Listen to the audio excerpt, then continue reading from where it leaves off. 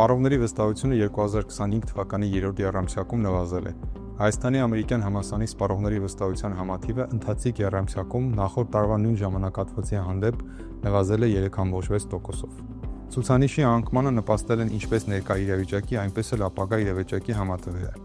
Ներկա իրավիճակի համաթիվը նվազել է 5.2%-ով, առավելապես պայմանավորված երկարաժամկետ գնումներ կատարելու ենթահամաթվի մոտ 13% անկման։ Ապագա իրավիճակի համաթվի նվազման հիմքում ապագա ֆինանսական վիճակի վերաբերյալ փաթաթեսական սպասումներն են և երկարաժամկետ գնումներ կատարելու հակվածության անկումը։ Սպառողների վստահության հաշվեկշռի միավորի արժեքը ցածր է կայունության վիճակայքից։ Կարճաժամկետ ֆինանսական հեռանկարների և ապագա զբաղվածության պայմանների վերաբերյալ կարծիքների հաշվեկշիռը դրական է։